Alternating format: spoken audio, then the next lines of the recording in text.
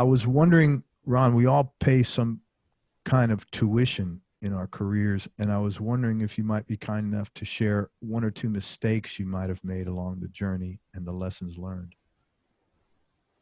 I'm sure I made more than one or two, and I only share those mistakes with the boss upstairs.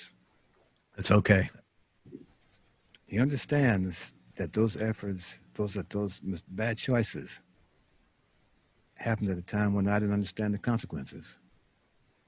And I didn't realize what those consequences would affect me later on down in life, when the day after tomorrow, or the next tune, or the next project, And I made it a point to catalog those choices that I wish I could take back, that I can't take back. Having felt that, having said that, I made it a point to be at the first page of my mental book. Okay, this is the day, but this is the first page of this day. And this reminder that this choice was, at the time it felt okay, but in retrospect, it was a better way to do that situation. And I'll give you an example. This is probably kind of wind this visit down that I'm enjoying. Years ago, I was in the studio making a record with and I'll get the names, Mr. A, B, and C. Just Sure. Who was not the point. The issue is what happened. Sure.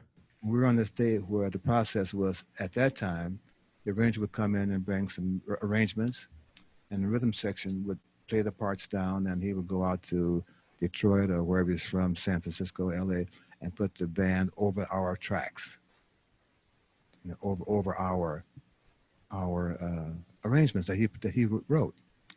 And after 2 or 3 of these kind of arrangements, I thought that the arrangements were okay, but it didn't show the band who was in this room their capacity to make music sound good, because they were constrained by the recommendations of the part that this person had given us all to play: piano, bass, drums, guitar.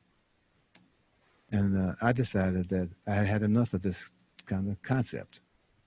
So we did maybe 5 tunes that day, and for the last 3 of the last tunes, I decided to put the changes that I thought were much better than what this guy had written. And we got through the day, and we had a second day. So we walked to the second day, and the arranger, he called me to the side and said, "Can you sit down for a moment?" I said, "Yeah." So I sat down. He said, "Look, I heard the tapes over last night, and I thought that the trio, I liked the sound of the recording because this engineer got a great sound of the band right away. And I liked everything except the notes you played. I wrote a part for you to play, and you decided not to play my part." I said, "Yes." He said, "Well, I like my part.